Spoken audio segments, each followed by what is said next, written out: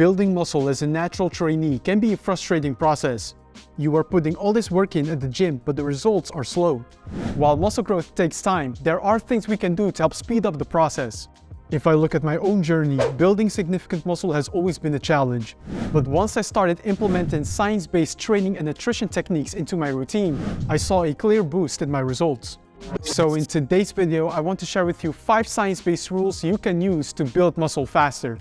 The first rule is to train for performance, not for a pump. Now, don't get me wrong, a muscle pump is part of the training process. But a pump is a byproduct of effective training. It is not the goal itself. When you are in the gym, view yourself as an athlete that is continuously aiming to place more tension on the muscles you are training. Progressively applying more mechanical tension on your muscles is the primary way muscle growth occurs. A nice example that displays this is a 2016 study. One group performed more pump-style training in which the participants rested 1 minute between sets, while the other group rested 3 minutes between sets. The group resting 3 minutes had better muscle growth progress. This is because the longer rest group was able to perform better in their training. As you can imagine, resting longer between sets allows you to keep lifting heavier weights on each set because you are more recovered. While with just 1 minute of rest, you would have to decrease the weight or repetitions as your sets progressed simply because you would be more fatigued. Now, the pump is definitely better if you only rest 1 minute between sets. But remember, performance improvement is more important than the pump. So chase new improvements in strength. A nice pump will be a byproduct of you training the target muscle groups with challenging weights. The second rule is to spend the majority time of the year bulking. My brand name, of course, is I Wanna Burn Fat, so many people come to me wanting to lose body fat, which requires being in a calorie deficit. But whenever I coach someone and the goal is to lose fat and build muscle, I typically aim to get them out of the calorie deficit as soon as we can, because building muscle requires energy. Your body literally has to build up and create new tissue. So to assist your body in this process, we also want to give it enough building blocks. Research shows that it is possible to build muscle in a calorie deficit. Especially when you start following a new training program, your initial progress will be relatively fast, so you can expect to build some muscle while losing fat at the start of your process. But as you progress, building muscle in a calorie deficit becomes harder and a lean bulk phase is beneficial. This is why I recommend you go about your fat loss phase efficiently.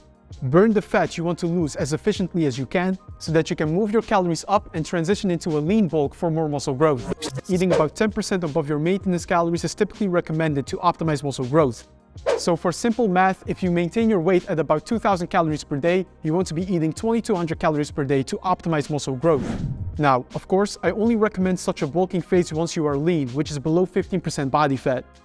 As a target for yourself, if building muscle is your primary goal, make sure to spend at least 6 of the 12 months of the year in a lean bulking process, so you can spend more time building your body up instead of breaking it down.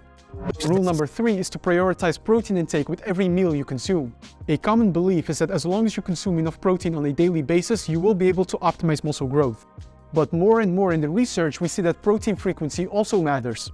A good example of this is a 2021 study. The researchers divided 26 volunteers into 2 groups.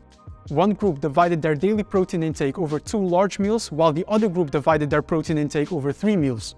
The group consuming 3 high-protein meals actually was able to build 30% more muscle over a 12-week training period, even when both groups consumed the same total amount of protein in a day.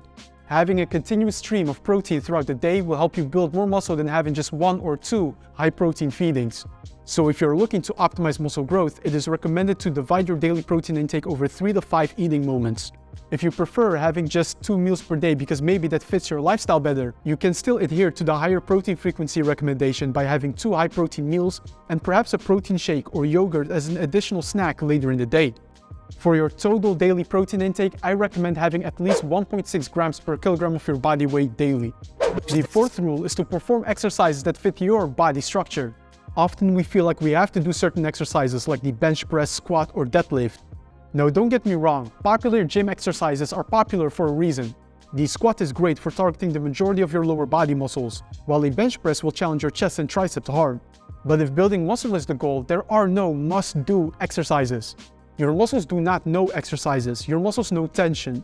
So if a barbell back squat causes knee pain, you can experiment with a Bulgarian split squat instead to train a squat pattern and overload the quadriceps. If a barbell bench press causes shoulder discomfort, you can perform the dumbbell bench press instead. In the same way, if you have back discomfort during a deadlift, train a hip thrust to still work a hip hinge.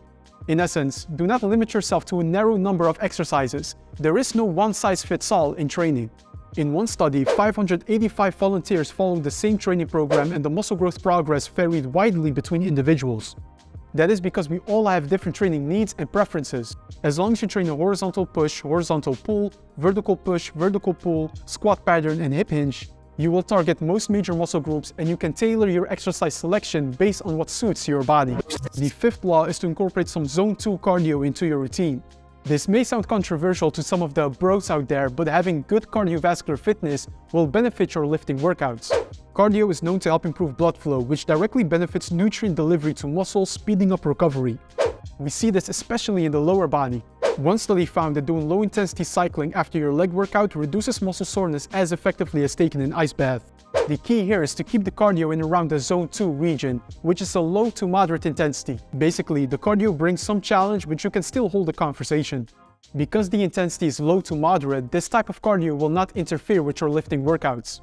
In fact, the recovery and endurance benefits will help you push harder in your lifting sessions. And next to the strength training benefits, there are also a ton of health benefits linked to combining lifting weights and cardio. Now, of course, if you go ahead and do highly challenging cardio workouts 4 times per week, this will interfere with your muscle growth. But planning Zone 2 cardio a couple of times per week will not harm muscle growth in any way. Before wrapping up this video, a bonus tip I would like to share is that taking creatine monohydrate is another useful tool for boosting muscle growth. Creatine is the most scientifically validated supplement that helps slightly boost muscle growth in resistance training individuals. I'm currently working on creating an updated video about creatine supplementation, so I will reserve all the science and data for that next video. And that was it for today. If you want to stay updated on my content, then definitely make sure to hit that subscribe button. Also, if you found this video helpful, then leave me a thumbs up, and I will see you in the next one.